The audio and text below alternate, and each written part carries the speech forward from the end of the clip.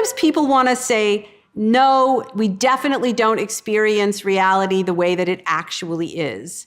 And some people want to say, yes, we do. Philosophers have been arguing about this for like as long as philosophy has existed.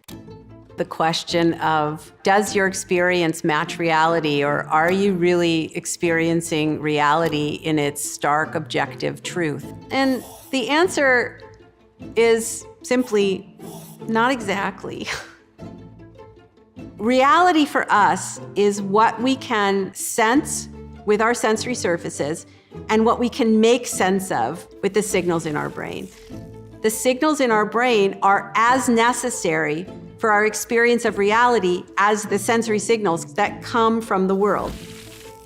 So I'm going to use a metaphor to describe how the brain works. It goes something like this. Your brain, my brain, everybody's brain, is trapped in its own dark, silent box called your skull. And the brain has no knowledge of what is going on around it in the world or in the body, right? Because it's in this skull. And it's receiving sensory signals from the sensory surfaces of your body. These signals are the outcomes of some changes in the world or in the body. But the brain doesn't know what the changes are. It's receiving the outcomes. And that is what philosophers and scientists call the reverse inference problem. You start with an outcome and you have to guess at the cause. For example, if you hear a loud bang, it could be a car backfiring, a door slamming, it could be a gunshot. Your brain doesn't know what the causes are, it only knows the effect. And so it has to guess. And the guess is important, right? Because you would do different things if it's a gunshot versus if it's a windy day that slammed a door. And luckily, it has one other source of information, and that is your past experience. The really cool thing about this, if that wasn't cool enough, is that it's actually doing it predictively. Sometimes scientists talk about this as the brain running a model of the world. But the brain is not running a model of the world. The brain is running a model of its body. And it's doing it in this really interesting way. In psychology, a group of instances which are similar is called a category. In essence, what your brain is doing when it's making a prediction, it's creating a category of instances from the past which are similar in some way to the present in order to predict what's going to happen next, what the brain has to do next, and what your experience will be next.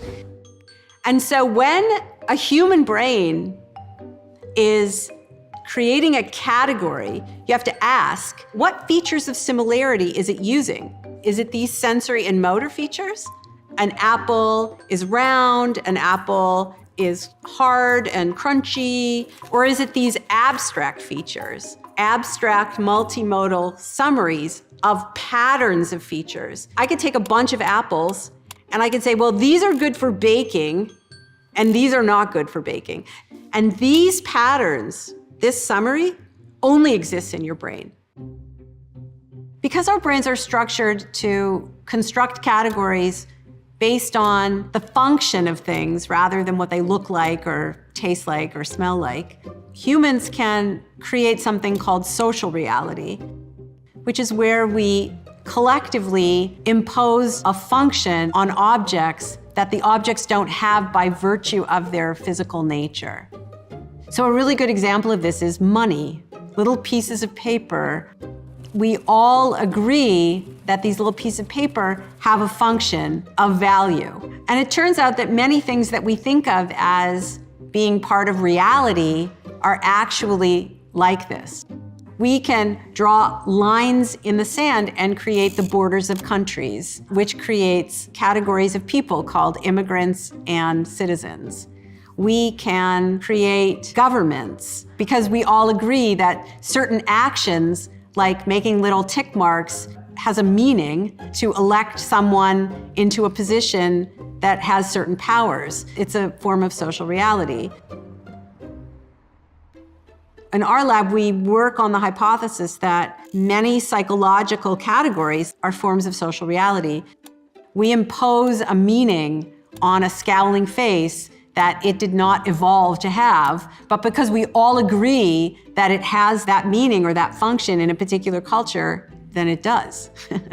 To say that your brain resides in a dark, silent box doesn't mean that you are trapped in that box. Your brain has this wonderful capacity to take bits and pieces of past experience and create something completely new that you've never experienced before.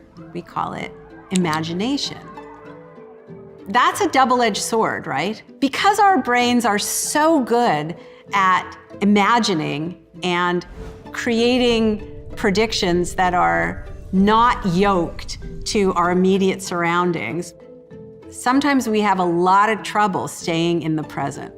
You have to practice your ability to control how much you want to be constrained by what's going on outside that box and how much you want to be free of it.